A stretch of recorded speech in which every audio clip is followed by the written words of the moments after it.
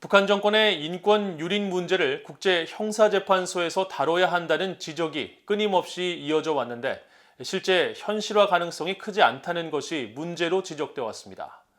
이에 대해 북한 인권 문제를 다룰 유엔의 국제특별법정을 설치해야 하고 이 문제에 대해 유엔 안보리에서 거부권이 나와서는 안 된다고 전 국제형사재판소 재판관들이 지적했습니다.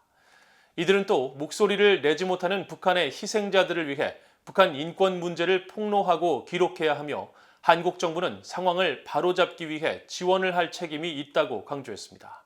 조은정 기자가 보도합니다. 국제형사재판소 재판관과 르완다 국제형사재판소장을 지낸 나비 필레이 전 유엔 인권 최고대표는 최근 VOA와의 인터뷰에서 북한 내 인권 상황에 심각한 우려를 나타냈습니다.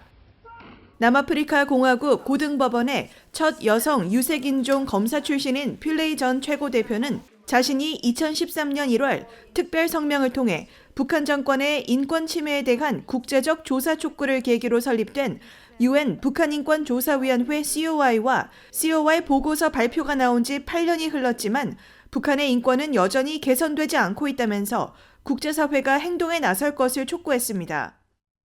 And I'm sorry to say there has been very little implementation. In fact, the recommendations have been ignored. And of course, number one, action should be taken by North Korea when these violations have been documented. They have a responsibility to protect their own citizens, and they have not carried that out. And therefore, civil society believes the pressure should continue to be mounted. It's not like it stopped when the commission investigated. Because the situation is ongoing without change. 필레이 전 최고대표는 또 인권 침해가 극심했던 전 유고슬라비아나 르완다처럼 북한에서 자행되는 반인도 범죄에 대해서도 유엔 국제특별법정이 설립될 수 있는 충분한 내용이 이미 안보리에 제시됐다고 강조했습니다. 그러면서 유고슬라비아나 르완다의 경우 당시 안보리에서 거부권을 행사하지 않아 특별법정이 설치될 수 있었던 만큼 북한과 관련해서도 많은 국가들이 인권 유린과 범죄 행위에 대해서도 거부권이 나와서는 안 된다고 지적했습니다.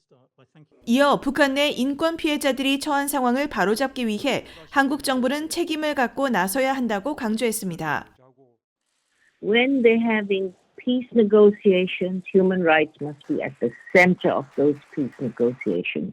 It can't just be about patching up peace, making sure South Korea is not attacked, or restoring trade relations. There's much more involved here, and that is the human rights of millions of people. And their suffering is reflected in South Korea because there are relatives on this side of the border. So I would urge South Korea to please be kinder and implement your own high principles. The world expects no less from South Korea. 통일 독일에서 베를린 법무부 국무부장관을 지내고 국제형사재판소에서 전 유고슬라비아와 르완다 문제를 담당한 볼프강 숀버그 전 국제형사재판소 판사도 북한의 인권 침해 상황이 새로운 국제특별법정을 설립하기에 매우 적절하다고 강조했습니다. 숀버그 전 판사는 VOA와의 인터뷰에서 북한 인권 문제 해결을 위해 국제형사재판소 ICC 회부 외에 가장 좋은 방법은 한 국가에 대한 국제특별법정을 설립하는 것이라면서 통일 직전이나 통일 이후 언제든 증거가 파괴되지 않도록 특별법정을 통해 북한의 인권 범죄와 이에 동조한 자들에 대해 책임을 물어야 한다고 지적했습니다. Admittedly, I would say even on both sides. It has to be an open court because we have seen it in Germany that out of the blue, many people from Western Germany were also involved,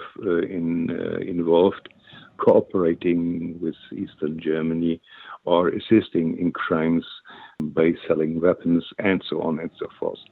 But I think it's absolutely obvious that this would be a proper situation for an establishment of a new ad hoc tribunal.